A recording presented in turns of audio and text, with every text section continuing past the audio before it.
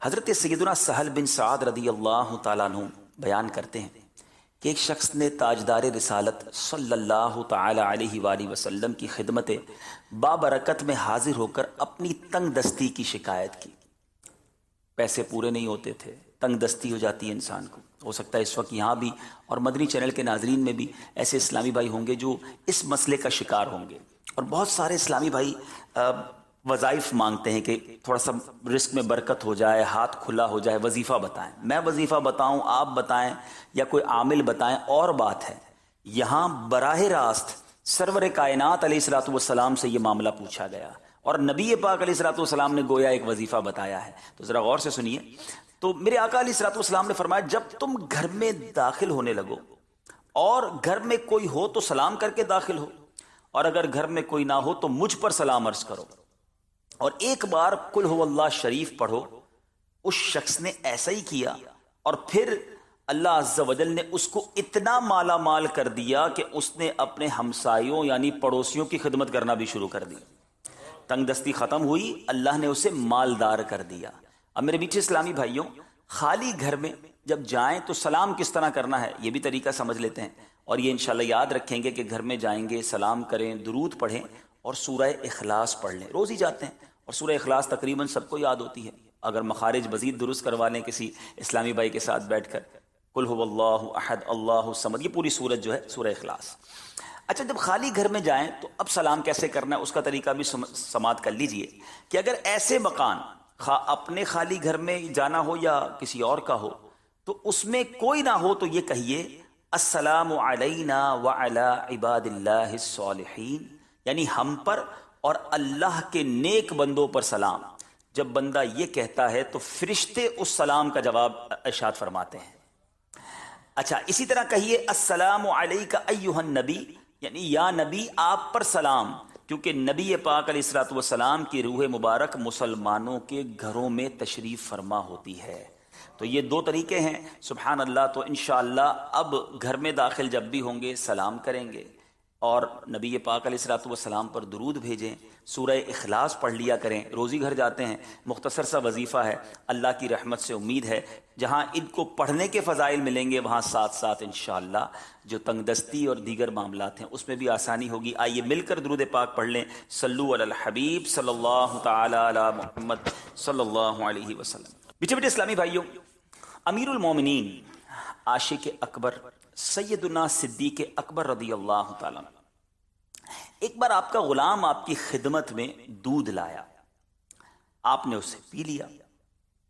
غلام نے عرض کی کہ میں پہلے بھی جب کوئی چیز پیش کرتا تھا آپ کی ایک عادت دیکھی کہ آپ ہمیشہ دریافت فرماتے تھے، لیکن آپ نے کہ یہ کہاں سے آیا ہے، کیسے آیا ہے، آپ نے اس دودھ کے بارے میں پوچھا نہیں کہ یہ کہاں سے آیا ہے۔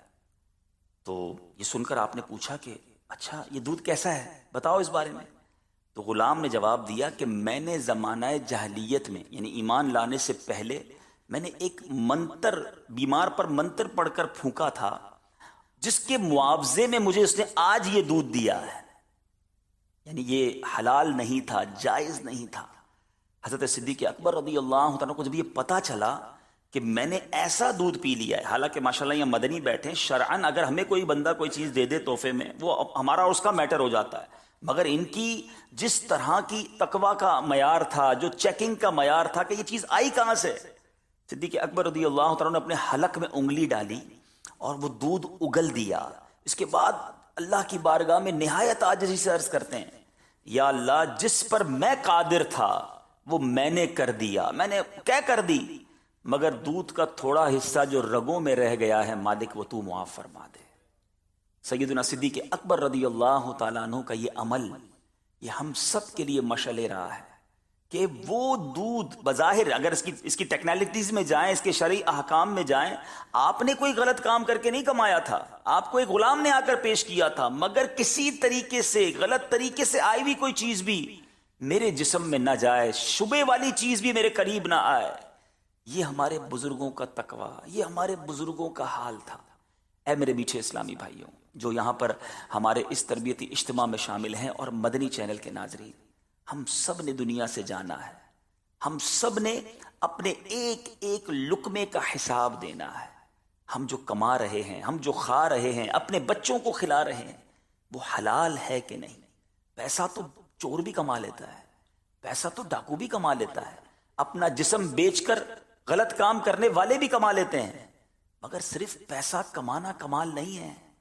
ہمیں اس ایک ایک روپے، ایک ایک لقمے کا حساب دینا ہے کہ کہاں سے آیا کہاں سے، اور پھر خرچ کہاں کیا. صرف حلال کمانے میں ہی جان نہیں چھوٹ جانی، یہ بھی یاد رہے. امام غزالی علیہ رحمۃ اللہ الوالی نے ایک بڑا ہولناک نقشہ ہمارے سامنے پیش کیا. آپ فرماتے قیامت کے دن 4 قسم کے لوگ پیش کیے جائیں گے. 4 قسم کے لوگ ہوں گے. ایک وہ ہوں گے جنہوں نے حرام کمایا، حرام خرچ کیا، ارشاد ہوگا انہیں جہنم میں ڈال دیا جائے. سمپل سی بات ہے، کمایا بھی حرام، خرچ بھی حرام کیا. فرمایا کچھ وہ ہوں گے جنہوں نے حرام کمایا اور حلال خرچ کیا. ذرا سنیے گا، بہت سارے ایسے ہوتے ہیں آج بھی ہمارے معاشرے میں، بڑی تعداد، چاہے بزنس مینس کی ہو چاہے نوکری کرنے والوں کی ہو، کمانے میں گڑبڑ کر جاتے ہیں. کہتے ہیں یار تھوڑی بہت ڈنڈی مار لیتا ہوں، تھوڑا بہت جھوٹ بول لیتا ہوں، تھوڑی ملاوٹ کر لیتا ہوں، لیکن کام سیدھے کر لیتا ہوں. حج بھی کرتا ہوں، عمرے بھی کرتا ہوں، غریبوں کی مدد بھی کرتا ہوں، مسجد کے ڈبے میں بھی ہر جمعے کو پیسے ڈالتا ہوں. اینڈ آف دا ڈے وہ اپنے آپ کو سیٹسفائی کرتا ہے کہ یار غلطی کی ہے نا تو ساتھ اچھی جگہ خرچ بھی تو کرتا ہوں نا. بلکہ ایسے بھی لوگوں سے میں نے سنا ہے کہ یار ہم زیادہ کماتے اس لیے کہ غریبوں کا کام کرتے ہیں. بھائی زیادہ کماتے وقت حلال کی تمیز رکھی کہ نہیں؟ امام غزالی فرماتے ان کو بھی جہنم میں ڈال دیا جائے گا. یعنی جو حرام کما کر حلال خرچ کرتے ہیں، کیونکہ اللہ پاک ہے. یاد رکھیں میٹھے اسلامی بھائی، اللہ پاک ہے اور پاک مال ہی کو پسند فرماتا ہے. صدقہ قبول ہی نہیں ہے. اگر آپ حرام سے نیکی کرنے جا رہے ہیں، کبھی پیشاب سے بھی کپڑا صاف ہوا ہے؟ کسی کے کپڑے پہ برائی لگ گئی ہو، داغ لگ گیا اور بندہ اس کو پیشاب سے صاف کرنے لگے تو اور خراب ہوگا نا. دنیاوی مثال کے طور پہ سمجھ لیں کہ آپ کسی بہت بڑی شخصیت سے ملنے گئے، کسی بادشاہ سے ملنے گئے، اور آپ نے اس کو ایک بڑا ریپ کے ساتھ، بڑا خوبصورت پیکنگ کے ساتھ ایک تحفہ پیش کیا. آپ چلے گئے، اس بادشاہ نے یا اس شخصیت نے جب وہ پیکٹ کھولا، بڑی خوبصورت پیکنگ تھی، مگر اس کے اندر جو بوٹل تھی اس میں شراب کی، اس میں پیشاب بھرا ہوا ہو. تو اب وہ جو بادشاہ ہے وہ آپ کی پیکنگ سے خوش ہوگا یا جو آپ نے بوٹل میں جو بھر کے دیا ہے اس پر غضبناک ہوگا؟ آپ خود سوچئے. آپ اللہ کی بارگاہ میں کیا بھیجنا چاہ رہے ہیں حرام کما کر؟ حرام مال.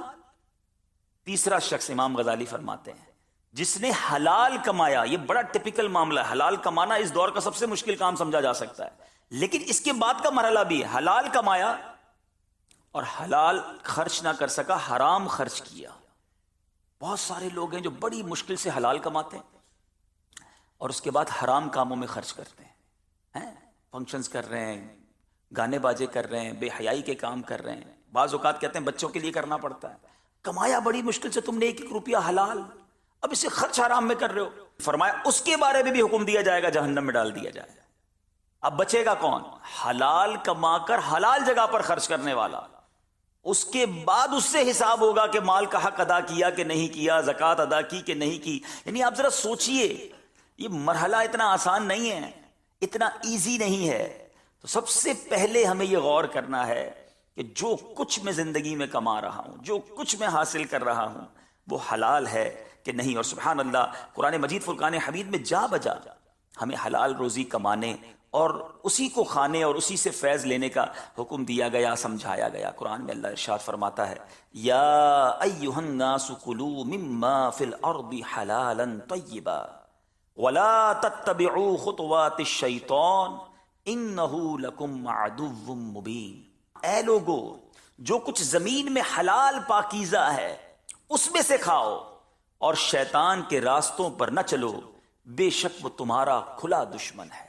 اچھا، حلال روزی کہتے کس کو ہیں؟ ذرا آج یہ ڈیفینیشن بھی سمجھ لیں. حلال اور طیب رزق سے کیا مراد ہے؟ تفسیر صراط الجنان میں مفتی صاحب لکھتے ہیں حلال اور طیب سے مراد وہ چیز ہے جو بذات خود حلال ہو، خود بھی حلال ہو. جیسے گوشت ہے، ذبیحہ، صحیح ذبیحہ ہوا ہو، سبزی ہے، یعنی وہ چیزیں جو حلال ہیں جو ہم کھا سکیں اور یہ جائز طریقے سے ہی حاصل بھی کی گئی ہوں. پتہ چلا چیز تو حلال ہے، طریقہ جائز. اب رشوت میں کوئی سبزی لے آئے، کسی کی چوری کر کے ذبیحہ گوشت لے آئے تو یہ بھی حرام ہو گیا. طریقہ بھی حلال اور وہ چیز بھی حلال ہو تو اس کو حلال و طیب رزق کہا جائے گا۔ اب میرے بیچ اسلامی بھائیوں، فضائل رزق حلال کے سبحان اللہ سبحان اللہ، ایسے فضائل ہیں کہ ایمان تازہ ہو جاتا ہے۔ یعنی نارملی دیکھیں تو میری اور آپ کی زندگی گزارنے کے لیے روزی روٹی ضروری ہے نا، مگر اس کی فضیلتیں بھی بیان ہوئیں۔ بھائی اللہ کی یہی مہربانی کافی تھی کہ ہم کوشش کرتے، ہمیں روزی مل جاتی، ہمیں رزق مل جاتا، یہی کافی تھا نا۔ مگر اس کو کمانے میں اس کی مشقتوں کے فضائل احادیث میں بیان ہوئے، اور اس کو کس قدر انکریج کیا گیا شریعت میں، ذرا سمجھیے گا۔ حضرت سیدنا کعب بن عجرہ رضی اللہ تعالیٰ سے روایت ہے کہ ایک شخص نبی پاک علیہ الصلوۃ والسلام کے پاس سے گزرا، تو صحابہ کرام نے اس کو دیکھ کر عرض کیا کہ یا رسول اللہ صلی اللہ تعالیٰ علیہ وسلم، کاش یہ اللہ کی راہ میں ہوتا ہے۔ وہ گزرا کس لیے تھا؟ وہ کام کرنے، نوکری کرنے، رزق حلال کمانے، جو بھی تجارت کرنے کے لیے نکلا تھا۔ تو کسی صحابی نے کہا حضور کاش یہ اللہ کی راہ میں ہوتا۔ تو رسول اللہ صلی اللہ تعالیٰ علیہ وسلم نے فرمایا، اگر یہ شخص، غور سے سنیے، اگر یہ شخص اپنے بچوں کے لیے رزق کی تلاش میں نکلا ہے تو یہ اللہ عز و جل کی راہ میں ہے، اور اگر یہ شخص اپنے بوڑھے والدین کے لیے رزق کی تلاش میں نکلا ہے تو یہ اللہ عز و جل کی راہ میں ہے۔ اگر یہ دکھاوے اور بڑائی کے اظہار کے لیے نکلا ہے تو یہ شیطان کی راہ میں ہے۔ گویا اللہ کی راہ میں نکلنے کے برابر قرار دیا گیا۔ جو رزق حلال، نیت کیا ہو، اپنے بچوں کے لیے رزق تلاش کر رہا ہوں، اپنے بوڑھے والدین کو تکلیف سے بچاؤں گا، میں مال کما کر غریبوں کا ساتھ بھی دوں گا، یہ اللہ کی راہ ہے۔ لیکن اگر کمانے کی نیت یہ ہے کہ پیسے بنا کر بڑا آدمی بن جاؤں گا، لوگوں کو دکھاؤں گا میرے پاس کیا کیا ہے، بڑائی ہے، تو پھر یہ شیطان کی راہ ہو سکتی ہے۔ اے میرے بیچے اسلامی بھائیوں، میں سمجھانا یہ چاہ رہا ہوں کہ رزق حلال کمانے والے کے فضائل کیسے کیسے بیان ہوئے، انکریج کتنا کیا گیا، اس کی حوصلہ افزائی کتنی کی گئی۔ حضرت سیدنا ابو سعید خدری رضی اللہ تعالیٰ عنہ، ترمذی شریف کی حدیث ہے، اور راوی ہیں کہ تمام نبیوں کے سرور، دو جہاں کے تاجور، سلطان بحر و بر صلی اللہ تعالیٰ علیہ وسلم نے فرمایا، جس نے حلال کمایا اور سنت کے مطابق عمل کیا، یہ کنڈیشن ذرا سن لیجیے، حلال کمایا، سنت کے مطابق عمل کیا، اور لوگ اس کے شر سے محفوظ رہے تو وہ جنت میں داخل ہوگا۔ اب تین چیزیں ہیں، غور کر لیجئے، حلال کمانا ہے، سنت کے مطابق عمل کرنا ہے، اور پھر لائف ایسی گزارنی ہے کہ لوگ ہمارے شر سے محفوظ رہیں، تکلیف نہ پہنچائیں لوگوں کو۔ آقا نے فرمایا وہ جنت میں داخل ہوگا۔ تو صحابہ کرام نے عرض کی حضور آپ کی امت میں آج کل تو ایسے لوگ بہت زیادہ ہیں، وہ دور تو بڑا پیارا تھا۔ میرے آقا نے بڑی پیاری بات فرمائی، نبی پاک علیہ الصلوۃ والسلام فرماتے ہیں میرے بعد کے زمانوں میں بھی ہوں گے، بعد میں بھی ایسے لوگ ہوں گے جو حلال کمانے والے ہوں گے، جس کے شر سے لوگ محفوظ ہوں گے، اور جو سنتوں پر عمل کرنے والے ہوں گے۔ اللہ سلامت رکھے دعوت اسلامی کے مدنی ماحول کو۔ یقیناً دنیا میں اور بھی بہت سارے لوگ ہیں، صرف دعوت اسلامی والے نہیں، مگر چونکہ ہمارا تعلق دعوت اسلامی سے ہے تو الحمدللہ اس مدنی ماحول میں ہمیں حسن اخلاق بھی سکھایا جاتا ہے، ہمیں حقوق العباد کا درس دیا جاتا ہے تاکہ کسی کو تکلیف نہ پہنچے، رزق حلال کی بات سکھائی جاتی ہے تاکہ حلال کمایا جائے، اور ہے ہی سنتوں بھری تحریک کہ سنتوں پر عمل کیا جائے، تو یہ تین چیزیں مل جائیں سبحان اللہ تو میرے آقا فرماتے ہیں وہ جنت میں داخل ہوں گے۔ ایک بہت خوبصورت، ایک بار حضرت سعد بن ابی وقاص رضی اللہ تعالیٰ عنہ نے نبی پاک سے بہت بیوٹیفل کوسچن کیا، اور شاید ہم میں سے ہر کوئی یہ چاہتا ہوگا۔ حضرت سعد رضی اللہ تعالیٰ نے عرض کی کہ حضور آپ دعا فرما دیں کہ اللہ تعالیٰ مجھے مستجاب الدعوات کر دے۔ ہم سارے چاہتے ہیں کہ ہم مستجاب الدعوات کس کو کہتے ہیں؟ جو دعا مانگے وہ قبول ہو جائے۔ اچھا، نبی پاک علیہ الصلوۃ والسلام نے کوئی لمبی چوڑی لسٹ نہیں دی حضرت سعد کو کہ اے سعد اتنے روزے رکھنا، اتنے سجدے کرنا، اتنے مجاہدات کرنا، پھر تمہاری دعائیں قبول ہونا شروع ہو جائیں گی، تم مستجاب الدعوات ہو جاؤ گے۔ ذرا غور سے سنیے گا، اونلی ون لائنر آنسر، میرے آقا نے ایک لائن میں، ایک جملے میں جواب دے دیا۔ نبی پاک علیہ الصلوۃ والسلام فرماتے ہیں اے سعد اپنی خوراک پاک کر لو، مستجاب الدعوات ہو جاؤ گے۔ اپنے لقمے، اپنی غذا پاک کر لو تو مستجاب الدعوات ہو جاؤ گے۔ اب ذرا سوچئے، کون نہیں چاہتا ہم میں سے دعائیں قبول ہوں؟ مگر ہم میں سے بہت سارے ایسے ہیں جو یہ فیل کرتے ہیں کہ یار دعا قبول نہیں ہو رہی، میں مانگتا ہوں ملتا نہیں ہے، مسئلہ حل نہیں ہو رہا، پرابلم سالو نہیں ہو رہی، تنگ دستی دور نہیں ہو رہی۔ کوئی ریزن تو ہوگا نا، بہت سارے ریزن ہیں، مگر یہ one of the biggest reason ہے کہ اگر جس کی خوراک ہی پاک نہیں ہے اس کی دعا کیسے قبول ہوگی؟ ایک بار آپ نے ایک تو یہ دعا، ایک حدیث سنی نا کہ ایک جملے کا جواب، اے سعد اپنی خوراک، اپنی غذا پاکیزہ کر لو، مستجاب الدعوات ہو جاؤ گے۔ اس کے آگے نبی پاک فرماتے ہیں اس ذات پاک کی قسم جس کے دست قدرت میں محمد صلی اللہ تعالی علیہ وسلم کی جان ہے، آدمی اپنے پیٹ میں حرام کا لقمہ ڈالتا ہے تو 40 دن تک اس کا کوئی عمل قبول نہیں کیا جاتا، اور جس بندے کا گوشت سود اور حرام خوری سے ہوگا اس کے لیے آگ ہی زیادہ بہتر ہے، یعنی وہ جل جائے یہ بہتر ہے۔ اب یہاں زبردست کوسچن ہے ان لوگوں کے لیے جو کہتے ہیں بچوں کے لیے کرنا پڑتا ہے، بچے چھوٹے چھوٹے ہیں، ان کی فیسز ہیں، ان کے کھانے پینے کے معاملات ہیں، ان کے دودھ، ان کی فیڈ، چھوٹا بچہ خرچہ زیادہ مانگتا ہے، میں اس لیے کر رہا ہوں، غلط کر رہا ہوں، لیکن مجھے اندازہ ہے بچوں کا کیا ہوگا۔ اس حدیث کا یہ جز ڈرا دینے کے لیے کافی ہے۔ آپ ذرا سوچیں کہ ہم جو کما رہے ہیں اور بچوں کو کھلا رہے ہیں، اٹ مینز اسی پیسے سے وہ اگ رہا ہے نا، وہ گرو ہو رہا ہے، وہ بڑھ رہا ہے، اور آقا فرماتے ہیں جو گوشت حرام سے بڑھے وہ آگ میں جل جائے یہی بہتر ہے۔ یعنی اٹ مینز ہم اپنے بچوں کو آگ کا ایندھن بنا رہے ہیں، انہیں حرام کھلا کر، جو کرتے ہیں ایسا وہ حرام کھلا کر اپنے بچوں کا بھلا نہیں کر رہے، ان کی گرو ہی حرام سے کر رہے ہیں۔ ذرا سوچئے، مرنے کے بعد تو جو ہونا ہے، اس وقت دنیا میں بچہ پھر نافرمان، بعض اوقات ہم نے دیکھا ہے کہ بچے ماں باپ کو مار رہے ہوتے ہیں، بچے ماں باپ کو تکلیف دے رہے ہوتے ہیں، ماں باپ پہلے بچوں کے لیے روتے ہیں، اب بچوں کی وجہ سے روتے ہیں۔ غور کریں کہیں پرورش میں حرام تو نہیں تھا، کہیں پرورش میں بری خوراک تو نہیں تھی۔ ایک طرف وہ بچے بھی تو تھے کہ جو ماں کے پیٹ میں قرآن یاد کر لیا کرتے تھے، کیوں کہ وہ ماں اتنی پاکیزہ، وہ ماں ایسی عبادت گزار، اس کا دودھ باوضو ہو کر وہ دودھ پلایا کرتی، قرآن کی تلاوت سارا دن کیا کرتی، بچوں میں اثر آتا۔ مگر جو باپ حرام روزی کما کر بچوں کو کھلاتا ہوگا، ذرا سوچیں ان بچوں کی گروہ کا کیا عالم ہوگا۔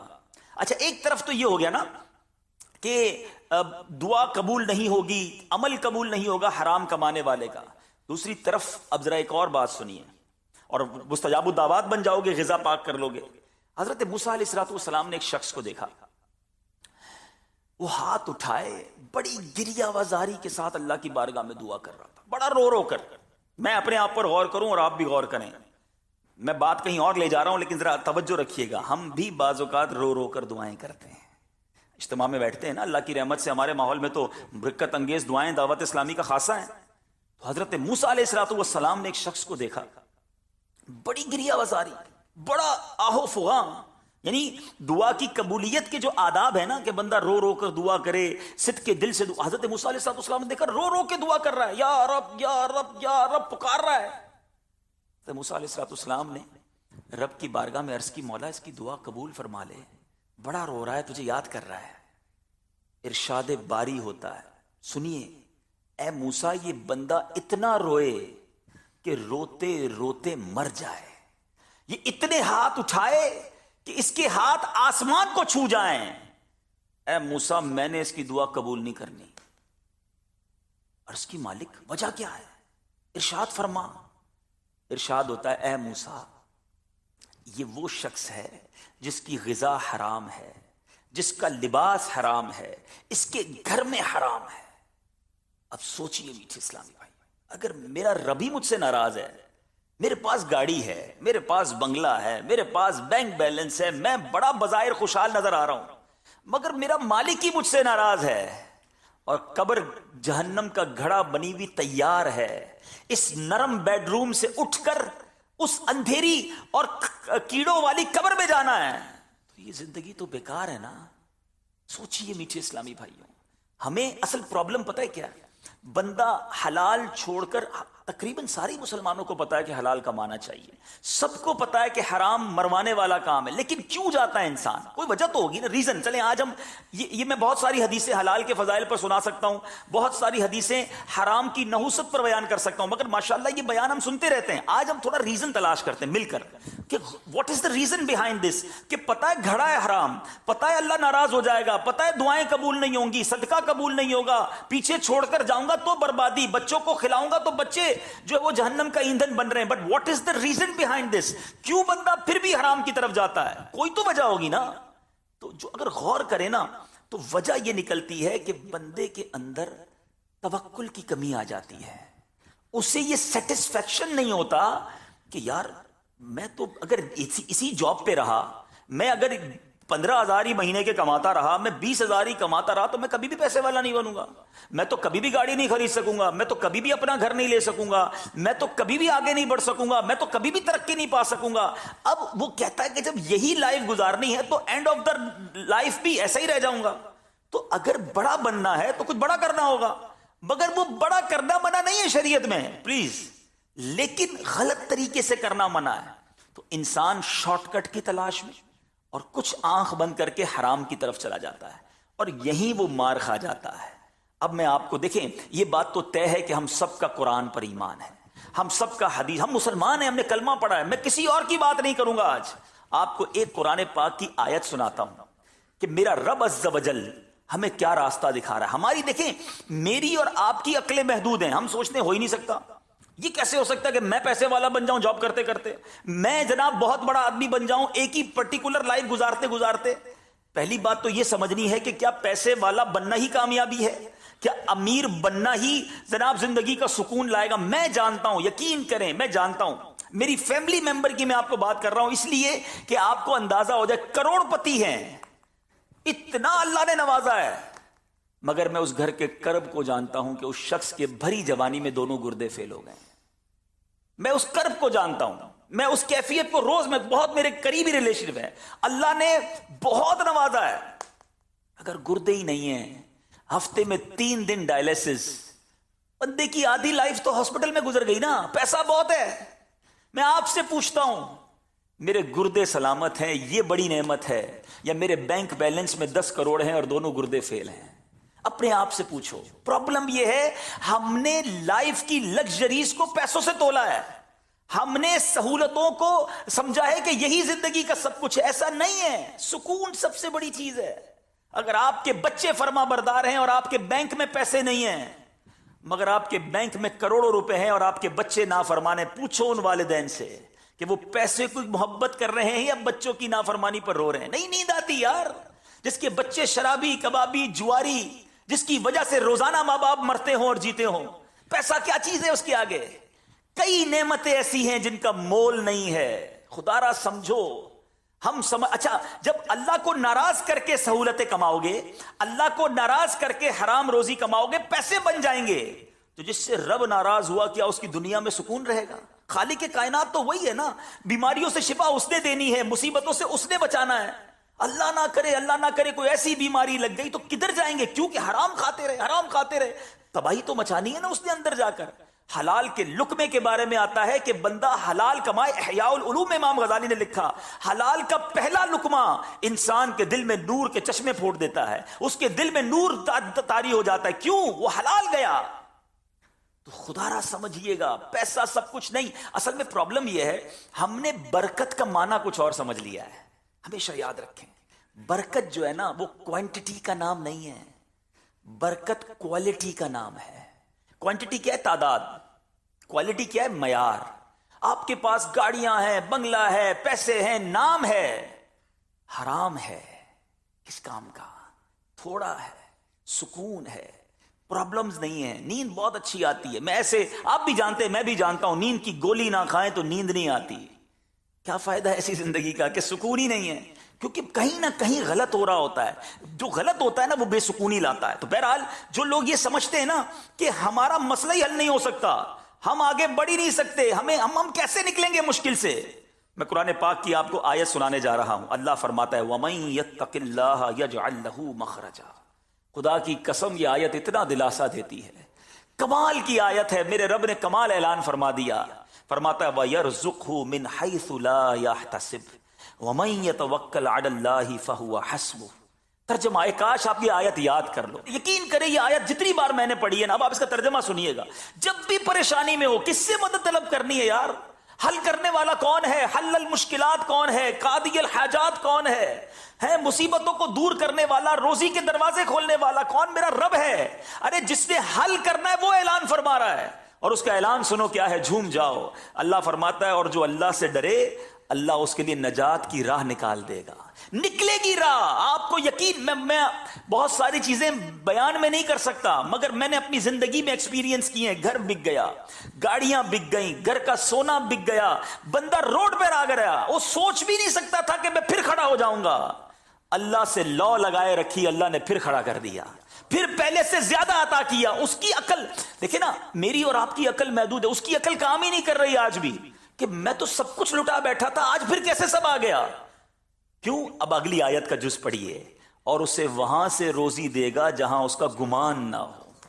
آپ کی امیجنیشن نہیں ہوگی، اللہ ادھر سے دے گا، گمان بھی نہیں ہوگا. اور اللہ فرماتا ہے جو اللہ پر بھروسہ کرے تو وہ اسے کافی ہے. اللہ کافی ہے، بھروسہ کرو اس پر. پرابلم یہ ہمیں سب پر بھروسہ ہے، ہمیں کسی اور ادارے پر بھروسہ ہے، ہمیں کسی اور شخصیت پر بھروسہ ہے، ہمیں کسی دوست پر بھروسہ ہے. یار یہ میرا ہاتھ پکڑ لینا میرے مسئلے حل کر دے گا، یہ میرے پیچھے کھڑا ہے میرا پرابلم سالو ہو جائے گا، میں اس ادارے میں چلا جاؤں میرے مسائل سارے حل ہو جائیں گے. کیوں؟ تمہیں سب پر بھروسہ ہے، اپنے رب پر بھروسہ نہیں ہے. جس دن رب پر بھروسہ کر لیا نا، اس دن طبیعت ہری بھری بھری ہری ہو جائے گی. اللہ کے فیصلوں پر یقین کرنا آ گیا، مشکلیں آسان ہو جائیں گی. حالانکہ بچپن سے ایک جملہ سنا ہے، دانے دانے پہ لکھا ہے کھانے والے کا نام. سنا ہے نا؟ ایمان کیوں نہیں ہے؟ آپ کا میرا رزق جو ہے نا وہ موت کی طرح مجھے اور آپ کو تلاش کر رہا ہے، مل کر رہے گا. اللہ تعالیٰ نے قرآن مجید میں ارشاد فرمایا نا، سبحان اللہ. آیت قرآن ایک اور آپ کو سناتا ہوں کہ ہم سب کا رزق کیسے لکھا ہوا ہے. اللہ تبارک و تعالیٰ قرآن مجید فرقان حمید میں اس نے وعدہ فرما لیا ہے، وَمَا مِن دَابَّةٍ فِي الْأَرْضِ إِلَّا عَلَى اللَّهِ رِزْقُهَا. ترجمہ کنز ایمان، اور زمین پر چلنے والا کوئی ایسا نہیں ہے جس کا رزق اللہ کے ذمہ کرم پر نہ ہو. صرف میں نہیں، چونٹیاں، مکوڑے، سانپ، بچھو، جانور، مچھلیاں، ایوری تھنگ. ماں کے پیٹ میں بچے کو رزق پہنچانا اس کی ذمہ داری. بڑا پیارا جملہ کتابوں میں لکھا، وہ چونٹی کو کن اور ہاتھی کو من ہے، وہ رب عطا فرماتا. جس کو جتنا چاہیے، ہاتھی کو من چاہیے ہوتا ہے، چونٹی کو دانا چاہیے ہوتا ہے، سب کو وہ رب عطا فرماتا. وعدہ اس نے کیا ہے. پرابلم یہ ہے کہ ہمارا بھروسہ نہیں ہوتا، انتظار نہیں ہوتا، سکون نہیں آتا. روزی لکھی ہوئی ہے، اب کمانی حلال سے حرام سے ڈیسائیڈ آپ نے کرنا ہے. یہ اب آپ کے اوپر ہے کہ کیسے کمانی ہے. جلدی کر کے حرام سے کما لیں. اچھا، امام اہل سنت مولانا شاہ امام احمد رضا خان علیہ رحمت الرحمان سے اسی طرح کا سوال ہوا کہ حضور یہ بتائیں کہ یہ جو کہا جاتا ہے دانے دانے پہ لکھا ہے کھانے والے کا نام، یہ ٹھیک ہے؟ کمال جواب دیا میرے امام نے. اعلیٰ حضرت فرماتے ہیں دانے دانے پہ نہیں، دانے کے ہر حصے پر. اور اس کو ڈیفائن کتنے پیارے انداز میں کیا. آپ کو پتا ہے چاول، گندم، روٹی بنتی ہے، اس کی آٹا بن جاتا ہے. اب ایک گندم کا دانہ ہے، وہ روٹی میں اس کا آٹا بنا، تو وہ پورے ایک دانے کے ذرے تو ایک ساتھ نہیں رہے، ڈسٹریبیوٹ ہو گئے. اچھا، پھر ایک روٹی، اس کے بھی ہم بازو کا 4 ٹکڑے کرتے ہیں، ایک میں نے آپ کو دیا، ایک آپ کو دیا، تو ہو سکتا ہے ایک دانے کا ایک ذرہ ان کے پاس چلا گیا کہ ان کے پاس چلا گیا. اعلیٰ حضرت فرماتے ہیں جس ذرے کو آپ نے کھانا ہے اس میں بھی آپ کا نام لکھا ہوا ہے. اور پھر ایک واقعہ سنایا اعلیٰ حضرت نے، کتاب میں لکھا، کمال. یقین کریں اگر دل کے کانوں سے سنیں نا یہ واقعہ. اعلیٰ حضرت لکھتے ہیں کہ ایک بنگالی تاجر تھا. بنگالی چاول زیادہ کھاتے ہیں، کہتے ہیں بنگالی تاجر تھا، تو اس نے ایک بار کھانا کھا رہا تھا، تو کھانا کھاتے ہوئے اسے زور کی چھینک آئی، تو ایک چاول کا دانہ اس کے سر میں جا کے پھنس گیا. یہاں پر پیسے والا تھا، تاجر تھا، بڑا علاج کروایا کسی طرح یہ دانہ نکل جائے، دانہ نہیں نکلا. کئی سال گزر گئے، دانہ گویا اندر فکس ہو گیا تھا. کہتا ہے بہت عرصے کے بعد اعلیٰ حضرت فرماتے ہیں وہ بنگالی تاجر حرم شریف گیا، حج پر یا عمرے کی حاضری پر وہ بنگالی تاجر مکہ پاک پہنچا. جیسے ہی کعبے کا دیدار کیا، زور کی چھینک آئی، وہ دانہ جو کئی سالوں سے یہاں پھنسا تھا وہ حرم کے فرش پر گرا. جیسے ہی گرا، ایک کبوتر آیا، اٹھا کر وہ دانہ لے کر چلا گیا. اعلیٰ حضرت نے فرمایا اس کبوتر کا رزق لکھا تھا، یہ دانہ سنبھال کے گھومتا رہا، جس کا رزق تھا اس کو پہنچایا گیا. اب جب دانے پر بھی میرا نام لکھا ہے تو کدھر سے میں پھر حرام کماؤں؟ کیوں کماؤں؟ کیوں شارٹ کٹ اختیار کروں؟ مجھے مل کر رہنا ہے. بس صرف یقین ہونا چاہیے. میں نے آپ کو قرآن کی آیت سنائی نا، یہ یاد کر لو. اللہ ایسی جگہ سے روزی دے گا جہاں سے تمہارا گمان بھی نہ ہوگا. اب ایک اور حدیث پاک سنیے، نبی پاک علیہ الصلوۃ والسلام فرماتے ہیں اگر تم اللہ پر بھروسہ کرو جیسے اس پر بھروسہ کرنے کا حق ہے. اللہ، یہ جملہ کتنا پیارا ہے. ڈیفینیشن بھروسہ تو ہم سب کو ہے، ہم کہتے ہیں نہیں بھی اللہ پر بڑا بھروسہ ہے. حق کیا ہے؟ یقین کتنا ہے؟ بلیف کتنا ہے؟ بس یہ یاد رکھو، نبی پاک فرماتے اگر تم اللہ پر بھروسہ کرو جیسا بھروسہ کرنے کا حق ہے تو وہ تمہیں اس طرح رزق عطا فرمائے گا جیسے پرندے کو عطا فرماتا ہے. وہ صبح کے وقت خالی پیٹ نکلتا ہے اور شام کو سیر ہو کر لوٹتا ہے. یعنی پرندوں کو تو کبھی بھی ہم نے نہیں دیکھا کہ گھونسلوں میں کوئی کبٹ بنی ہوئی ہو. کبھی دیکھا اپنے بکرے کو کھانا کھلایا ہو اور کھانا اس نے دوپہر کا کھانے کے بعد ٹوکری کھینچ لی ہو کہ بھائی رات کے لیے سنبھالوں گا, ہیں بھائی رات کو کیا ملے گا, چارہ نہیں آیا تو یہ, اس کو نہیں ہوتی فکر کہ دوپہر کو جو ملا باقی جس نے دوپہر کو کھلایا وہی رات کو کھلائے گا.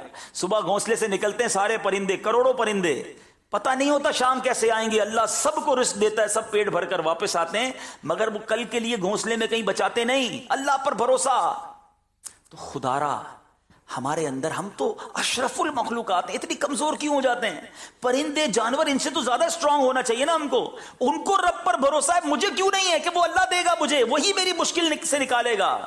بات یہ ہے کہ ہم دل سے اس کو نہیں پکارتے. اگر آپ کسی بھی پرابلم میں ہیں, اگر آپ کسی بھی مشکل میں ہیں, تنگ دستی میں ہیں, قرضے میں ہیں, بیماری میں ہیں, غلط کام کرنے کی بجائے رب عز و جل کو پکارو. وہ ساتھ ہو گیا نا تو ساری مشکلیں آسان ہو جائیں گی. میرے لیے پہاڑ ہے نا, مجھے فیل ہوتا ہے کہ یار یہ بہت بڑا پہاڑ ہے. آپ نے دیکھا ہوگا چونٹی کے سامنے سیب رکھ دیں, وہ اس کے لیے پہاڑ ہے. میرے سامنے بہت بڑا پہاڑ ہے, مگر جو خالق کے کائنات ہے اس کے لیے تو 18,000 کائنات ہیں نا. 18,000 کہا جاتا ہے جہان ہے اس دنیا میں, تو زمین تو ایک حصہ ہوا, اس کی کائنات کا تو کوئی کنارہ ہی نہیں. اس کے لیے میری مشکل, اس رب کی شان تو شان ہے. رب کے محبوب کے بارے میں اعلیٰ حضرت فرماتے ہیں نا, تنکا بھی ہمارے تو ہلائے نہیں ہلتا ہے آقا, تنکا بھی ہمارے تو ہلائے نہیں ہلتا. تم چاہو تو ہو جائے ابھی کوہ محن پھول. محن کہتے ہیں مصائب کو, پریشانیوں کو. یا رسول اللہ ہمارے لیے تو تنکا بھی ہٹانا مشکل ہے, آپ چاہیں تو یہ مصیبتوں کے پہاڑ بھی پھول بن جائیں. آپ کرم فرما دیں تو پھول جیسے معاملات ہو جائیں گے. تو پکارے نا ان کو جن کے لیے کوہ محن بھی پھول ہے. مگر ہم شارٹ کٹ, ہم بعض اوقات کہتے ہیں میں ٹھیک کر لوں, اور ہم ٹھیک کرتے کرتے غلط کر دیتے ہیں. ہم صحیح نہیں کرتے, ہم اپنی آخرت بھی برباد کر لیتے ہیں. ہم سمجھتے ہیں میرا یہ اسٹیپ مجھے اس مصیبت سے نکال دے گا.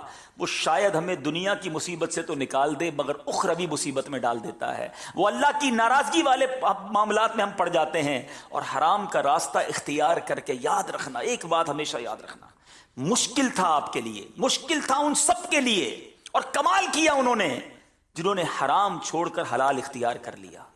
مگر یاد رکھنا جس دن کوئی حرام میں پڑ گیا نا, پھر واپس آنا بہت مشکل ہوتا ہے. بڑا شاندار سٹیپ زندگی میں ان لوگوں نے اٹھایا, میں سلام پیش کرتا ہوں انہیں. مجھے اندازہ ہے اس بات کا کہ جو حرام کما رہا تھا, بڑا زیادہ کما رہا تھا, چانسز تھے, اس نے وہاں سے اپنے آپ کو نکالا ہمت کر کے اور حلال کی طرف آیا. میں جانتا ہوں بہت سارے ایسے لوگوں کو جانتا ہوں جو حرام کما رہے ہیں, نہیں نکل پا رہے. ایسا سود نے جکڑ لیا ہے, ایسا حرام نے جکڑ لیا ہے, ایسا قرضوں نے جکڑا ہوا ہے, ہمت ہی نہیں ہو پا رہی کہ یار یہ نکلوں کیسے, غلط کر رہا ہوں, حرام کر رہا ہوں, نہیں نکل پا رہے, کیونکہ وہ پنجے گاڑ لیتا ہے. شیطان کب چھوڑے گا؟ لیکن اس سے بڑا بدنصیب کون ہوگا کہ جو حلال کماتے کماتے حرام کے دریا میں جا کر گر گیا. پھر شاید زندگی میں موقع نہ ملے باہر نکلنے کا. کبھی ایسی غلطی مجھے اور آپ کو نہیں کرنی چاہیے. بلکہ اگر مجھ میں یا آپ میں یا بدری چینل کے ناظرین میں کوئی ایسا ہے جو حرام روزی کما رہا ہے, خدارا میرے بھائی میں آپ کو مشورہ دیتا ہوں, ہمت کرو, خدا کے واسطے ہمت کرو, آ جاؤ حلال روزی کی طرف آؤ. حلال تھوڑا بھی بابرکت ہوتا ہے, حرام زیادہ بھی بربادی لاتا ہے. مجھے وہ جملہ نہیں بھولتا, ایک واقعہ کئی بار میں سنا بھی چکا ہوں, شاید آپ نے بھی سنا ہوگا. ایک بار ایک مبلغ دعوت اسلامی اٹلی میں گئے, بیان کیا حلال روزی پر. ایک صاحب ملے, بڑی نمناک آنکھیں تھیں, آنکھوں میں آنسو تھے. کہا اکیلے میں بات کرنی ہے. مبلغ نے کہا ٹھیک ہے آئیے بات کرتے ہیں. اس نے کہا کہ حضور میں آپ کی بیان سے ذہن تو بن گیا ہے کہ حرام نہیں کمانا, مگر مجبوری یہ ہے کہ میں اپنے اسٹور پہ شراب بیچتا ہوں. شراب بھی بکتی ہے, اور بھی آئٹمز ہیں, مگر شراب بھی بکتی ہے. مگر ہمارے ملک کا مسئلہ یہ ہے کہ اگر شراب نہ بیچے تو اسٹور چلتا ہی نہیں, اسٹور کے خرچے ہی پورے نہیں ہوں گے, بچوں کے لیے کیا کماؤں گا. میں چاہتا ہوں چھوڑ دوں حضور, بس میں نے ذہن بنا لیا ہے, آپ مشورہ دیں میں کیسے چھوڑوں. اگر میں نے چھوڑ دیا تو پیسے ہی پورے نہیں ہوں گے, کرایہ ہی نہیں نکلے گا گھر کا. یہ وہ لوگ مثالیں دیتے ہیں جو دنیا میں حرام کما رہے ہوتے ہیں نا بیچارے, وہ یہ سوچ رہے ہوتے ہیں. اس مبلغ نے ایک ہی جملہ کہا کہ ایک بات بتاؤ, روزی دینے والا کون ہے؟ اس نے کہا اللہ. کہ تم اللہ کی نافرمانی کر رہے ہو, اللہ روزی دے رہا ہے, کیا فرما برداری کرو گے وہ روزی بند کر دے گا؟ اب یقین کریں وہ نوجوان زاروں کتار رونے لگا. کہتا بس اب میں نے نیت کر لی ہے, کچھ بھی ہو جائے میں نے حرام نہیں کمانا. اب یقین کریں واللہ وہ مبلغ 1 سال بعد پھر گئے اٹلی مدنی کام کے لیے. اسی نوجوان سے پھر ملاقات ہوئی. وہ نوجوان کہتا ہے 1 سال ہو گیا ہے شراب بند کی، اللہ نے کاروبار میں اور برکت دے دی ہے. اللہ وہاں سے روزی دے گا جہاں تمہارا گمان بھی نہیں ہو. میرا گمان ہے نا شراب میں ختم کر دوں گا تو ختم ہو جائے گی روزی. نہیں یار، آپ اللہ کو ناراض کر رہے، روزی مل رہی ہے. آپ راضی کریں گے تو روزی بند ہو جائے گی. وہ غیب کے خزانوں سے دے گا، وہ تھوڑے میں قناعت دے دے گا، وہ تھوڑے میں برکت ڈال دے گا. جو معاملہ میرا لاکھوں کروڑوں میں نہیں ہو سکتا تھا وہ اللہ چند روپوں میں کر دے گا. وہ مالک ہے. میری عقل محدود ہے. سمجھو، ہمیں بعض اوقات میں اور آپ اپنے مسائل کو اپنی عقل کے پیمانوں سے دیکھتے ہیں. یہ پاسبل ہی نہیں ہے، یہ ہو ہی نہیں سکتا. کس کے لیے؟ میرے لیے. ان اللہ علی کل شیء قدیر. اللہ کا ہر شے پر قادر ہے. وہ تو کر سکتا ہے نا. میں اس سے مدد مانگ رہا ہوں. میں کمزور، وہ طاقتور ہے. میں کچھ بھی نہیں، وہ سب کچھ ہے. ارے اس نے مجھے بنایا، اس نے یہ کائنات بنائی. اس کے لیے میرے مسئلے حل کرنا کیا مشکل ہے؟ میں اس سے دوستی کر لوں، میں اس کو پکاروں، میں اس سے مدد طلب کروں. اللہ اکبر. ایسے معاملات ٹھیک ہوں گے. میں آپ کو ایک وظیفہ، ایک آیت، ایک اشارہ دینا چاہتا ہوں. سبحان اللہ. یقین کریں اگر آپ کو یہ یاد ہو جائے نا، آپ میں سے کوئی کسی مشکل میں ہے، پہلے اس کا پس منظر بیان کر دیتا ہوں. اللہ تعالیٰ نے اپنے ایک نیک صالح بندے کے الفاظ نقل کیے. بندے نے الفاظ کہے تھے، اللہ نے وہ الفاظ قرآن میں بیان فرما دیے. اچھا، اس بندے کو ان الفاظ کہنے کا فائدہ کیا؟ وہ کیا تھا کہ وہ بندہ فرعونیوں میں سے تھا، فرعون کے لشکر میں وہ تھا، فرعون کے قوم میں سے تھا. مگر اللہ تعالیٰ نے اس کو فرعون کی بری چالوں سے محفوظ رکھا. جب فرعونیوں کو زبردست عذاب نے گھیرا نا، وہ بندہ اس عذاب سے محفوظ رہ گیا. اس کے الفاظ کیا تھے؟ وہ الفاظ اللہ نے قرآن میں عطا فرما دیے.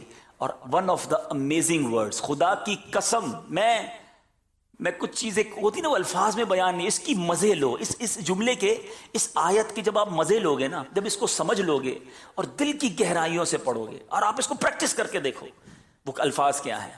وَأُفَوِّضُ أَمْرِي إِلَى اللَّهِ إِنَّ اللَّهَ بَصِيرٌ بِالْعِبَادِ.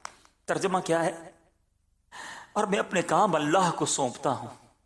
بس کافی ہے نا. جس کو سونپے ہیں، ان اللہ بصیر بالعباد، بے شک اللہ بندوں کو دیکھتا ہے. ارے اگر رب پر بھروسہ نہیں تو تف ہے میری زندگی پر. وہ خالق نہیں تو ماں بنائی نا میری ماں کا خالق بھی تو وہی ہے نا. ماں مجھ سے پیار کرے، وہ تو ماں سے 70 گنا زیادہ پیار کرنے والا ہے. بس سونپ دو اسے، الفاظ سے نہیں دل سے. خدا کی قسم کھا کر کہہ رہا ہوں، ایک بار اس کو پریکٹس کر کے دیکھنا. اکیلے میں بیٹھ کر یہ کہنا، وَأُفَوِّضُ أَمْرِي إِلَى اللَّهِ. اے اللہ، میں اپنے سارے کام تجھے سونپتا ہوں، بس تیرے سپرد کرتا ہوں. تو اپنے بندوں کو دیکھ رہا ہے. ان اللہ بصیر بالعباد. یہ قرآن کی آیت ہے. بلیو کر لو اس پر، پریکٹس کر لو اس پر. گھر میں جھگڑے ہیں نا، نہیں بن رہی، گھر میں نہیں آ رہا سکون، بچے بیمار ہیں نا، پیسے پورے نہیں ہو رہے، قرضہ نہیں اتر رہا، قرار نہیں مل رہا، جس مشکل میں ہو آپ، آؤ آج اپنے رب کو پکار لو. وَأُفَوِّضُ أَمْرِي إِلَى اللَّهِ. اللہ، میں اپنے سارے کام تجھے سونپتا ہوں. بس میں تھک گیا، میں کمزور ہوں، میں نکما ہوں، میں کچھ نہیں کر سکا، میں تھک گیا مالک، اب تو مدد کر دے. یقین کرو، جس دن آپ نے یہ فیلنگز اور اس تڑپ کے ساتھ اپنے رب کو پکار لیا نا، پھر پرابلم کدھر سے رہنی ہے؟ اگر پرابلم نصیب میں ہے تو اللہ سکون دے دے گا. اللہ آپ کو اس پرابلم کو فیس کرنے کا حوصلہ دے دے گا. کیونکہ قرآن میں رب نے فرمایا، لا یکلف اللہ نفسا الا وسعها. اللہ نہیں ڈالتا کسی جان پر بوجھ اس کی وسعت کے، اس کی حوصلے کے علاوہ. وہ جتنا بار اٹھا سکتا ہے اتنا ہی بار ڈالا جاتا ہے. کرم ہو جائے گا. توکل کرنا سیکھیں. ہم توکل سے دور ہو گئے ہیں. ہمارے بزرگ اپنے بچوں کو کیسے توکل سکھاتے تھے. ہم پریکٹس کریں، خود بھی اپنے بچوں کو بھی پریکٹس کرائیں. ہم بچوں کو کہتے ہیں دیکھو بیٹا، پیسے ہوں گے تو مسئلے حل ہوں گے. پیسے کمانا، دنیا میں کچھ بھی نہیں کر سکو گے اگر پیسے نہیں ہوں گے. ہم شروع سے ہی اینٹی توکل بات کر رہے ہیں. نہیں، اللہ راضی ہوا تو سب ہو جائے گا. بیٹا اللہ کو راضی کرنے والے کام کرنا. وہ راضی ہو گیا تو رزق بھی دے دے گا، مشکلیں بھی حل کر دے گا. ہم نے اسباب کی طرف توجہ رکھی ہے. سورس ہونی چاہیے، پیسے ہونے چاہیے، ہیں جناب، تعلقات ہونے چاہیے، لگزریز ہونی چاہیے. نہیں، یہی تو پرابلم ہے. اللہ پر بھروسہ ہونا چاہیے، میرا مالک راضی ہونا چاہیے، سب ٹھیک ہو جائے گا. ہیں اسباب ہوں گے اور مسئلے حل ہو جائے، ایسا نہیں ہوتا، آپ بھی جانتے ہیں. میں آپ سے پوچھتا ہوں، لوگ کہتے ہیں پیسے ہوں گے پرابلم سالو ہو جائے گی. کروڑوں روپے، میں تو خود ابھی آپ کو مثال دی نا، کروڑوں روپے ہیں اور بیمار ہیں آپ، بیسٹ ڈاکٹر ہائر کر لیں، بیسٹ ہاسپٹل ہائر کر لیں، پرائیویٹ وارڈ میں چلے جائیں، اللہ نے شفا نہیں دینی، شفا نہیں ملنی. تم کر لو کروڑوں روپے خرچ، اگر پیسوں سے شفا ملتی ہوتی تو کوئی امیر بیمار نہ ہوتا، کوئی امیر بیماری کی وجہ سے نہ مرتا. اور اللہ نے شفا دینی ہے، تم رات درود پڑھ کے سو جاؤ، اللہ صبح کینسر کو بھی دور فرما دے گا. وہ بغیر دوائی کے شفا دینے پر قادر ہے، بھروسہ اللہ پر رکھو. حضرت احمد بن حرب رحمت اللہ تعالی علیہ، دیکھو یہ پریکٹس کیسے کرواتے اپنے بچوں کو. چھوٹا بچہ کہ بیٹا دیکھو روزانہ کھانا کھانا ہے نا، اللہ سے مانگنا ہے. یہ سوراخ ہے گھر میں، اس سوراخ پہ جا کر دوپہر کو دعا کرنا، یا اللہ کھانا دے دے، تمہیں سوراخ سے کھانا مل جائے گا. رات بھوک لگے پھر سوراخ پر جانا، دعا کرنا، یا اللہ مجھے کھانا دے دے. اللہ سے مانگنا، پریکٹس بچپن سے اللہ سے مانگنا. اللہ دیتا ہے، اللہ دینے والا ہے، اللہ پر بھروسہ. بیٹے نے شروع کر دیا، دوپہر کو دعا کرتا. آپ نے اپنی زوجہ کا کہا دیکھو جب بھی یہ دعا مانگے دوپہر کو بھی کھانا رکھ دینا، رات کو بھی رکھ دینا، اس کا بلیف رب پر مضبوط ہونا چاہیے. پریکٹس چلتی رہی، دوپہر کو دعا کرتا کھانا مل جاتا، رات دعا کرتا کھانا مل جاتا، پھر دوپہر دعا کرتا کھانا مل جاتا. پھر کیا ہوا، ایک دن آپ کی زوجہ لیٹ ہو گئی، بھول گئی، پھر یاد آیا ارے دعا کا ٹائم ہو گیا، بچہ تو پہنچ گیا ہوگا وہاں پر. دوڑتی بھی گئی، دیکھا تو بچہ کھانا کھا رہا ہے، زبردست کھانا. کہ بیٹا کدھر سے آیا کھانا؟ بیٹا کہتا ہے اللہ نے دیا. وہ تو روز اللہ سے ہی مانگتا تھا نا، اس کو کیا پتا امی دیتی تھی. کہا اللہ نے دیا، آپ نے تو بتایا تھا دعا کرنا، کھانا مل گیا. آپ دوڑتی ہوئی حضرت احمد بن حرب کے پاس ہے، حضور کمال ہو گیا. کہ کیا ہوا؟ کہ روز سوراخ میں کھانا رکھتی تھی، آج کھانا رکھنے گئی تو لیٹ ہو گئی، تو بچے کو تو کھانا مل گیا. فرمایا بس مجھے اسی دن کا انتظار تھا، آج کے بعد تم نے کھانا نہیں دینا، اللہ اسے خود عطا فرمائے گا، غیب سے اسے ملتا رہے گا. اس کا وہ لیول آف بلیف تھا جو اٹیچ ہو گیا. یہ ہے پریکٹس. اور ہم ہیں کہ ہر کھانے پر لوگوں کے محتاج نظر آتے ہیں، ایسا نہ کریں. اور اب بیان کے آخر میں جو غم زدہ ہیں، جو کم روزی والے ہیں، بعض اوقات ایسا ہوتا ہے کہ ہم بازار جاتے ہیں، ہم بعض اوقات جو ہے وہ مارکیٹ جاتے ہیں، کوئی چیز لینی ہوتی ہے مگر پیسے نہیں ہوتے جیب میں. سب کے ساتھ ہوتا ہے، ہر آدمی کے ساتھ، جتنا پیسے والا اس کے ساتھ بھی ہوتا ہے، کیونکہ اینڈ آف دا ڈے اس کے پاس پیسے تھوڑے ہیں نا، اس سے مہنگی چیز موجود ہے، وہ جاتا بھی مہنگے بازار میں. لیکن اب پیسے والے کی بات نہیں ہو رہی، وہ غریب جو بازار میں گیا اور وہاں جا کر وہ چیز خرید نہ سکا، بازار میں جا کر وہ چیز حاصل نہ کر سکا اور واپس آ گیا، حسرت رہی اس کے دل میں. اللہ غنی، میں روایت پڑھی نا ایمان تازہ ہو گیا. احیاء العلوم میں یہ روایت موجود ہے. حضرت سیدنا ضحاک رحمت اللہ تعالی علیہ فرماتے ہیں جو شخص بازار جائے اور کسی چیز کو دیکھ کر اسے خریدنے کی دل میں خواہش ہو لیکن ثواب کی امید پر وہ صبر کرے تو اس کے لیے عمل راہ خدا عز و جل میں 1000 دینار صدقہ کرنے سے افضل ہے.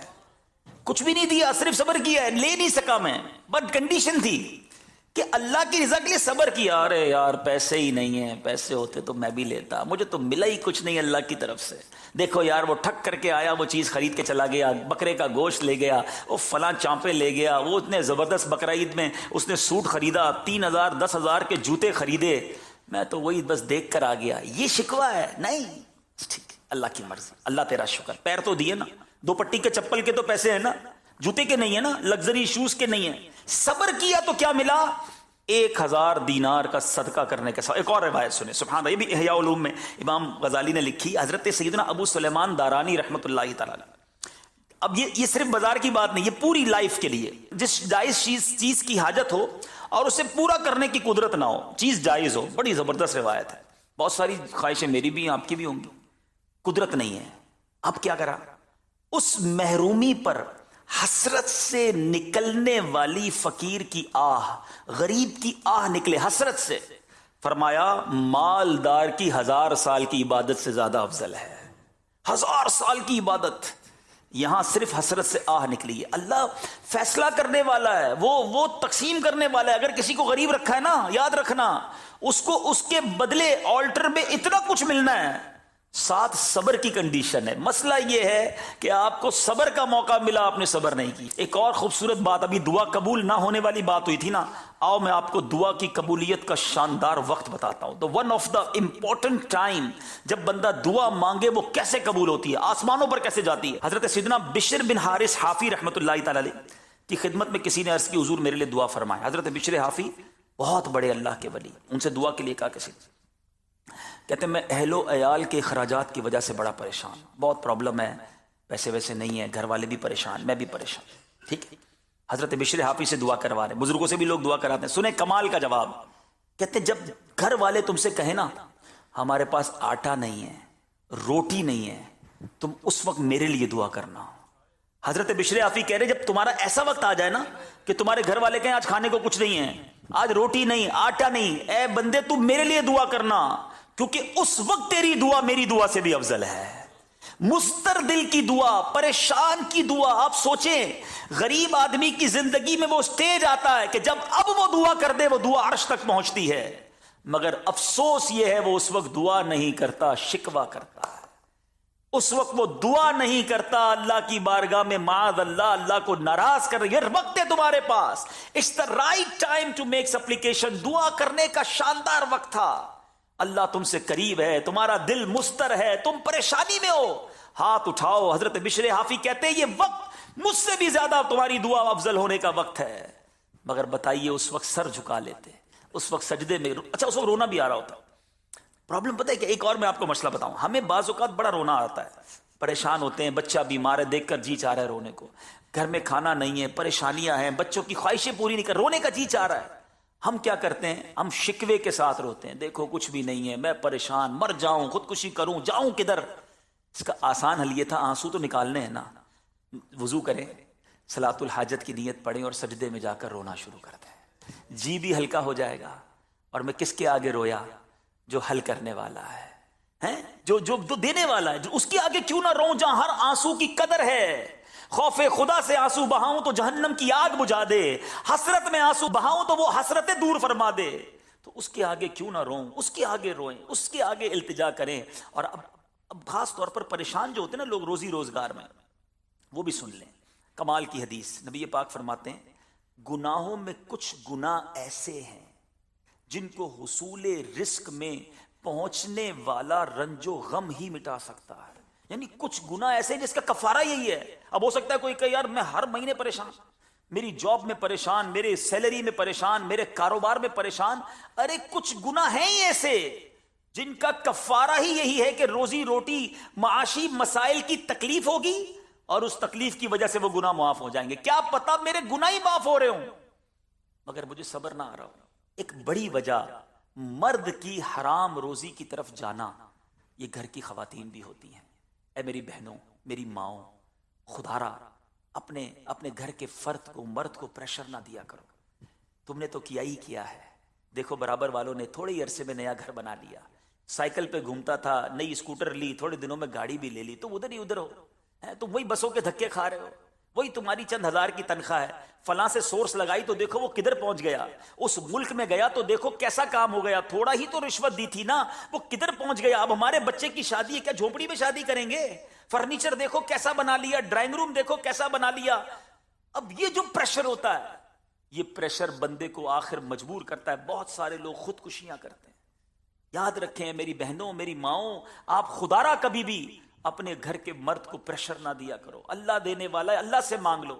اتنا پریشر دیتے ہیں کہ بعض اوقات میں نے کئی ڈاکو, چور, ایسے لوگوں کی جب ڈاکیومنٹریاں پڑھتے ہیں تو وہ آخر چوری کی طرف گئے اسی لیے کہ بیوی کہتی تھی کہیں سے بھی لاؤ, مجھے تو چاہیے. بہن کہتی تھی بھائی ہم نہیں جانتے, جدھر سے بھی لانا ہے ہماری خواہش پوری کرو. مرتا کیا نہ کرتا, چوری کرنے گیا, پکڑا گیا, جیل میں چلا گیا, پولیس نے گولی ماری, بندہ ہی مر گیا دنیا سے. اب کیا کرو گی تم؟ سنو پہلے کی خواتین کیسی ہوتی تھیں. سبحان اللہ, گزشتہ زمانوں میں عورتوں کا انداز کیا ہوتا. جب مرد گھر سے نکلتا نا تو اس کی بیوی یا بیٹی اسے کیا کہتی تھی, آج کیا کہتے ہیں, یہ لسٹ ہے شام تک لے آنا, نیا موبائل کا وہ آ گیا, کیا نام ہے, ماڈل, ابو مجھے وہ موبائل چاہیے.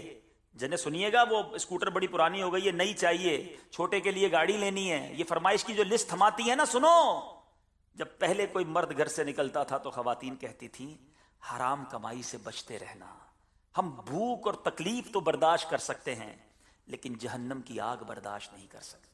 یہ مائیں تھیں، یہ بہنیں تھیں۔ میں اسلامی بہنوں سے عرض کرتا ہوں، اچانک گھر میں کمائی بڑھ جائے نا، خوش نہ ہو، چیک کریں یار، آپ کے گھر میں مہینے کے 10,000 آتے تھے، 50,000 آنا شروع ہو گئے، آپ نے کپڑے بنانا شروع کیے، آپ نے فرنیچر بنانا شروع کیا، اے سی لگانا شروع کیا، جنریٹر لینا شروع کیا اور دعائیں دینا شروع کی اپنے بھائی کو، ارے بھائی کوئی درخت لگا ہوا ہے، پیسے کارڈ لے کر آ رہا ہے، چیک کرو، روک جاؤ، گھر میں انویسٹیگیشن بٹھا دیں، کہیں چوری تو شروع نہیں کر دی، یہی بھائی تھوڑے دنوں میں جیل کی سلاخوں کے پیچھے ہوگا، کسی کے پیسے دبانا تو شروع نہیں کر دیے، فراڈ تو نہیں کرنا شروع کر دیا مارکیٹ میں، ادھار لے کر کھانے کا نیت تو نہیں ہے۔ ہم نے دیکھا ہے کہ پہلے کرائے کے گھر سے اپنے گھر میں گئے اور تھوڑے دنوں بعد وہ گھر کی خواتین پھر روتی روتی کرائے کے گھر میں گئی، مرد جیل میں چلا گیا کیونکہ جرم کر رہا تھا۔ اس میں وہ مائیں بہنیں بھی شریک ہیں جو چیک ہی نہیں کرتی، آ رہا ہے آنے دو، کیسے اچانک بڑھ گیا، کوئی سرخاب کے پر لگ گئے؟ سمجھو اپنے بھائی، اپنے والد، ان کو بچاؤ، کہیں یہ حرام کی طرف تو نہیں جا رہے۔ اگر یہی چلا گیا بندہ، دنیا میں نہیں گیا تو آخرت میں جہنم کے عذاب میں گرفتار ہوگا۔ اور بے وقوف ہے وہ جو ماں باپ کے پریشر، بھائی بہنوں کے پریشر، بیوی بچوں کے پریشر میں آ کر حرام کی طرف جاتا ہے، مخلوق کو راضی کرنے کے لیے رب کو ناراض کرتا ہے۔ آخری حدیث سنا کر اپنے بیان کو ختم کرتا ہوں تاکہ یہ بات ہمیشہ ذہن میں رہے۔ نبی پاک علیہ الصلوۃ والسلام فرماتے، سنو، آقا فرماتے ہیں لوگوں پر ایک ایسا زمانہ آئے گا کہ مومن کو اپنا دین بچانے کے لیے ایک پہاڑ سے دوسرے پہاڑ، ایک غار سے دوسرے غار کی طرف بھاگنا پڑے گا، اور اس وقت روزی اللہ عز و جل کی ناراضگی ہی کے ذریعے حاصل کی جائے گی، یعنی اٹس کوائٹ ڈیفیکلٹ، مشکل ترین ہو جائے گا کہ روزی بھی کماؤں اور رب بھی راضی رہے۔ اب سنو اس حدیث کا اگلا جز جو آج کے دور پر 100% ایسا لگتا ہے صادق آتا ہے کہ آقا فرماتے جب ایسا زمانہ آ جائے گا تو آدمی اپنے بیوی بچوں کے ہاتھوں ہلاک ہوگا، اور اگر اس کے بیوی بچے نہ ہوں تو والدین کے ہاتھوں ہلاک ہوگا، والدین نہ ہوئے تو رشتہ داروں اور پڑوسیوں کے ہاتھوں ہلاک ہوگا۔ صحابہ کرام نے عرض کی، حدیث کا مضمون ہے آقا بیوی بچوں کے ہاتھ، ماں باپ کے ہاتھ، رشتہ داروں کے ہاتھوں کیسے ہلاک ہوگا؟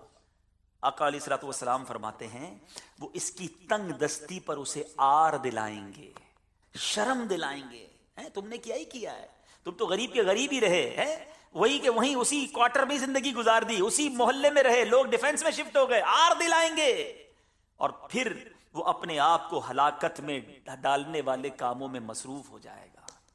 دہشت گردی کی طرف بھی لوگ اس لیے جاتے ہیں، کروڑوں روپے ملتے ہیں، کیا کریں بیوی بچے مانتے ہی نہیں۔ اگر گھر میں بھی یہ تربیت ہوتی نا، بیٹا آدھی روٹی کھا لیں گے، حرام کی نہیں کھائیں گے، آدھی روٹی لانا مگر حلال کی لانا۔ اللہ کرے کہ ہم پورے گھر میں، صرف اسلامی بھائیوں کا پرابلم تو ہے لیکن پوری فیملی کا اگر یہ ذہن بن جائے کہ ہمیں تھوڑا کمانا ہے، حلال کمانا ہے، خدا کی قسم دنیا بھی اچھی ہو جانی ہے، آخرت بھی اچھی ہو جانی ہے۔ میں اللہ سے دعا کرتا ہوں، آپ بھی آمین کہیے، یا اللہ ہمیں کبھی زندگی میں ہم حرام روزی نہ کمائیں، ہمارا ایک ایک لقمہ حلال کا ہو۔ اے اللہ ہماری آنے والی نسلوں کو بھی فقط حلال عطا فرمانا، مگر میرے مالک حلال میں برکت بھی تو ہی عطا فرما، قناعت بھی تو ہی عطا فرما، اتنا عطا کر کہ اپنے در کے سوا کسی کے محتاج نہ رہیں، تیرے گھر اور تیرے حبیب کے در کی حاضریاں ہمارا مقدر ہوتی رہیں، آمین بجاہ النبی الامین صلی اللہ تعالی علیہ وسلم۔ میٹھے میٹھے اسلامی بھائیوں، یہ ہے دعوت اسلامی، اور یہ ہے دعوت اسلامی کا پیغام۔ دنیا بھر میں جہاں کہیں ہیں، دعوت اسلامی کے مدنی ماحول سے وابستہ رہیے۔ اگر آپ مدنی چینل دیکھتے رہیں گے انشاءاللہ یہ چیزیں بار بار سننے کو ملیں گی، ہماری تربیت ہوگی، اور سبحان اللہ مدنی چینل پر سلسلہ مدنی مذاکرہ، یہ تو دلوں کی پاکی کا شاندار انتظام ہے، اللہ کے ولی کا دیدار بھی ہے اور ان کے ذریعے ہماری تربیت کے مدنی پھول بھی ہیں۔ تو مدنی چینل دیکھتے رہیے، دعوت اسلامی کے اجتماعات میں شرکت کرتے رہیے، مدنی قافلوں میں سفر کرتے رہیے۔ اللہ کریم ہم سب کو عمل کرنے کی توفیق عطا فرمائے، آمین بجاہ النبی الامین صلی اللہ تعالی علیہ وسلم۔ مجھے 2 سوال ہیں مدینی چینل میں۔ اللہ کا شکر ہے میرے گھر کے اندر نہ کوئی لڑائی ہے، نہ کوئی جھگڑا ہے، نہ کوئی بیمار ہے، اللہ تعالیٰ کا بڑا کرم ہے۔ مدنی چینل سے پہلے بہت بڑی بڑی جابس پہ رہا ہوں اور اللہ کے کرم سے لاکھوں روپے مطلب تنخواہ رہی ہے، اچھا، لیکن میں لیپ ٹاپ نہیں خرید سکا تھا، کبھی دھیان ہی نہیں دیا تھا۔ اللہ یہاں کے رزق ایسی برکت ہے کہ اس کے مقابلے میں تنخواہ کم ہے، لیکن پہلے 2 مہینے میں نے لیپ ٹاپ خرید لیا۔ میرے آنے کا مقصد جو یہاں پہ تھا وہ تو بیسک مجھے آنا تو نہیں تھا یہاں پہ شروع میں، اور نہ ہی اس ماحول سے اٹیچ تھا بالکل میں. اور سٹارٹنگ زندگی میں والدہ شروع سے ہی ماحول میں 89 سے تقریباً جو مرید ہیں بابا کی، میرے ماموں بڑے جن کا انتقال ہو گیا، اب تو والدہ کا بھی ہو گیا، تو وہ دونوں تقریباً 89 سے ہی اجتماعات میں آنا جانا تھا کافی. تو میں کیونکہ شروع سے ہی میڈیا لائن کے اندر تھا، انٹرٹینمنٹ میں تھا اور ڈرامہ وغیرہ ادھر جانا، تو ادھر جانے کی وجہ سے یہ ہو گیا تھا کہ کافی یہ سمجھے کہ بگڑ گیا تھا والدہ کی نظر میں، وہ بالیاں وغیرہ پہننا، لمبے بال اور یہ وہ. تو اس کی وجہ سے والدہ کافی پریشان تھی، وہ یہی کہتی تھی کہ ادھر آ جائیں. تو پھر جب مدنی چینل کھلا ہے تو پھر اس کے بعد پھر انہوں نے تقریباً 8-9 مہینے تک کافی انوالو ہونے کے لیے کہا ہے. کافی اسلامی بھائیوں سے بھی تھی اسلام دعوت. اس ٹائم ہوتے تھے نیاز بھائی پرانے جو نعت خواں تھے ہمارے دعوت اسلامی کے، تو پھر ان کے تھرو انہوں نے مجھے یہاں بھیجا تھا، اور پھر وہاں سے 8 سال ہو گئے اور الحمدللہ میں یہی ہوں. بھائی صاحب ایک سوال کرنا تھا آپ سے کہ الحمدللہ آپ کو دیکھا ہے کہ آپ سال میں کئی بار ماشاءاللہ مدینے اللہ کی عطا سے آپ سفر کرتے ہیں، حج بھی کرتے ہیں ماشاءاللہ ہر سال، اور یوں کہ لیں سال میں کئی بار، بلکہ بعض اوقات ماشاءاللہ اللہ پھر آپ کو نصیب فرمائے. آمین. آپ مہینے میں کئی بار ماشاءاللہ بعض اوقات دیکھا ہے کہ ابھی آئے پھر چلے گئے، پھر ماشاءاللہ آپ سے سفر ہو گیا. تو کوئی ایسا وظیفہ یا آپ کو کسی بزرگ نے عطا فرمایا، پیر و مرشد نے عطا فرمایا ہے، یا پیر و مرشد کی خاص نگاہ ہے، تو آپ بھی ہمارے لیے دعا فرمائے، آمین. ان غریبوں کے لیے دعا فرمائے کہ سرکار ان پہ کرم فرمائے. آمین کاش. آمین. ماشاءاللہ یہ شوق ہی انشاءاللہ مدینے لے جائے گا انشاءاللہ. اصل چیز تو تڑپ ہے، شوق ہے، لگن ہے. اور میں یہ نہیں کہوں گا کہ میرے اندر کوئی بھی ایسی چیز ہے، یہ بس یہ بڑے کرم کے ہیں فیصلے، یہ بڑے نصیب کی بات ہے. آپ یہ دعا کریں کہ اللہ زوال نعمت سے بچائے، یہ برکتیں جاری رہیں. آپ کی زندگی کا ٹاپ ٹارگٹ، سب سے بڑا مقصد اگر یہ بن جائے نا جس دن کہ بس میں نے مدینے جانا ہے، اس آس پہ جیتا ہوں کہہ دے یہ کوئی آ کر، جس دن یہ جینے کا مقصد یہ ہو گیا نا، اس آس پہ جیتا ہوں کہہ دے یہ کوئی آ کر، چل تجھ کو مدینے میں سرکار بلاتے ہیں. نہ ہو مایوس دیوانوں، پکارے جا او بس ان کو. نہ ہو مایوس دیوانوں، پکارے جا او بس ان کو.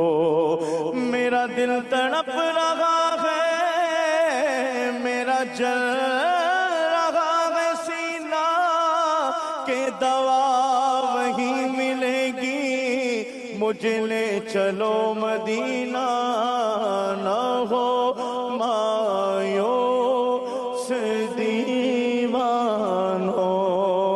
پکارے جا او بس ان کو.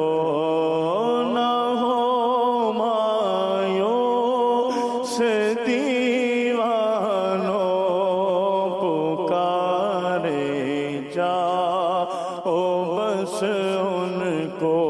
ایک روز ہوگا جانا